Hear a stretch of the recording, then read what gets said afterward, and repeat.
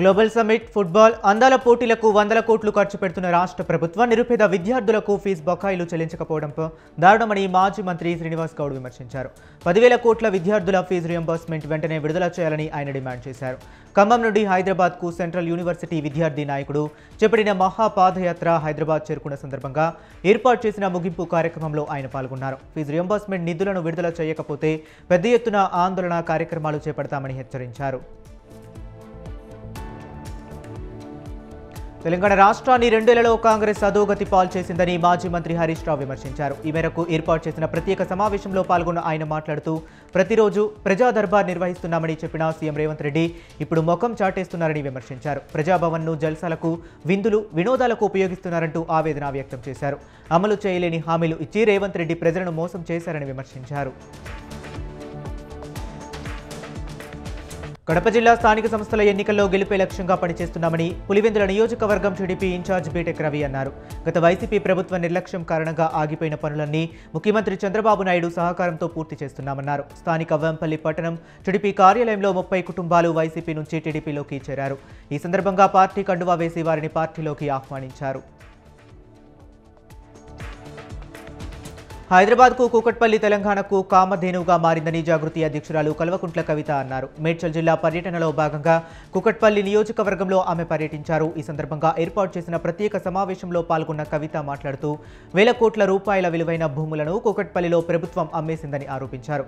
కూకట్పల్లిలోనే కనీస వసతులు కనిపించని పరిస్థితుల్లో హైదరాబాద్ గ్లోబల్ సిటీ అని ఎలా చెబుతారని ప్రశ్నించారు.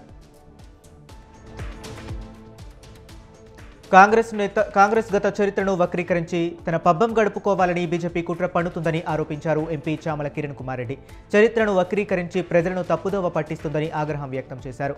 దేశంలో అనేక సమస్యలు పరిష్కరించాల్సి ఉండగా వందే మాతరం గీతంపై చర్చ చేపట్టడం హాస్యాస్పదంగా ఉందన్నారు. ఇండిగో విమాన సర్వీసులు అగమ్య గోచరమన్న ఆయన దేశంలో పెరుగుతున్న నిరుద్యోగం లాంటి సమస్యలను ఎందుకు పక్కన పెట్టేశారంటూ ప్రశ్నించారు.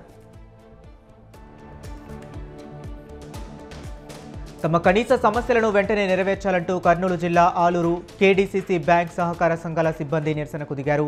జీవో నెంబర్ 36ను అమలు పరుస్తూ సహకార సంఘాల ద్వారానే రైతులకు పంట రుణాలు ఇవ్వాలని డిమాండ్ చేశారు. దీంతో పాటు తమ రిటైర్మెంట్ వయసు కూడా 60 సంవత్సరాలకు పెంచాలని కోరారు. ఈ మేరకు విధులు బహిష్కరించి నిరసన చేపట్టిన బ్యాంక్ సిబ్బందికి ఐటీయూ నాయకులు మద్దతు తెలిపారు. ఖమ్మం జిల్లా మధిరం మండలం మాట్టూరుపేటలో జరగనున్న సర్పంచ్ ఎన్నికలు కాకరేపుతున్నాయి. సర్పంచ్ బరిలో ఉన్న జనసేన అభ్యర్థి కోసం ప్రచారంలో ఎమ్మెల్పీ నాగబాబు సతీమణి కొణిదెల పద్మజ పాల్గొన్నారు. ఈ సందర్భంగా స్థానిక మహిళలు పద్మజకు ఘన స్వాగతం పలికారు. ఈ సందర్భంగా ఆమె మాట్లాడుతూ ఖమ్మం జిల్లాలో జరుగుతున్న సర్పంచ్ ఎన్నికల్లో కూటమికి అభ్యర్థులే బంపర్ మెజారిటీతో నెగ్గునున్నారన్న ధీమా వ్యక్తం చేశారు. కాంగ్రెస్ ప్రభుత్వం ఇచ్చిన హామీలను ప్రభుత్వం పూర్తిగా అమలు చేస్తుందన్నారు ఆ పార్టీ నేత మైనంపల్లి హనుమంతరావు. ఈ సందర్భంగా ఏర్పాటు చేసిన ప్రత్యేక సమావేశంలో పాల్గొన్న ఆయన మాట్లాడుతూ 10 ఏళ్లు అధికారంలో ఉండి ప్రజలకిచ్చిన హామీలు నెరవేర్చడంలో బీఆర్ఎస్ ప్రభుత్వం విఫలమైందని ఆరోపించారు. 10 ఏళ్లలో 1500 కోట్ల పార్టీ ఫండ్ను సంపాదించుకుని వందల వేల ఎకరాల భూములు కొల్లగొట్టారన్నారు. స్థానిక ఎన్నికల్లో కాంగ్రెస్ పార్టీ హవా చూసి బీఆర్ఎస్కు వణుకు పుట్టుతుందన్నారు. హైదరాబాద్ టోలీ చౌకీలో జరిగిన దొంగతనం కేసులో ముద్దాయిలు పోలీసులకు దొరికిపోయారు. చోరీలో 13 మంది ముఠా సభ్యులు పాల్గొన్నట్లు టాస్క్ ఫోర్స్ డీసీపీ రఘునాథ్ తెలిపారు. వారి వద్ద నుంచి 95,000 నగదు, 73 గ్రాముల బంగారాన్ని స్వాధీనం చేసుకున్నారు. చోరీ చేసిన వాళ్లలో నేపాల్కు చెందిన రేఖ, రాజేంద్ర సాహులు ప్రధాన నిందితులుగా పోలీసులు పేర్కొన్నారు. ములుగు జిల్లా తాడువాయి మండలం మేడారంలో జాతర అభివృద్ధి పనులు వేగంగా జరుగుతున్నాయి. జాతర జరిగే గడువు దగ్గర పడుతుండటంతో అమ్మవార్ల ఆలయ ప్రేకార పనులు త్వరగా పూర్తయ్యేలా అధికారులు చర్యలు తీసుకుంటున్నారు. దేవాలయ ప్రేకారము విస్తరణ పనులను ప్రభుత్వం 70 కోట్ల రూపాయలు కేటాయించినట్లు ఆలయ అధికారులు తెలిపారు. డిసెంబర్ 24వ తేదీ నాటికి పనులు పూర్తి చేస్తామని అధికారులు తెలిపారు.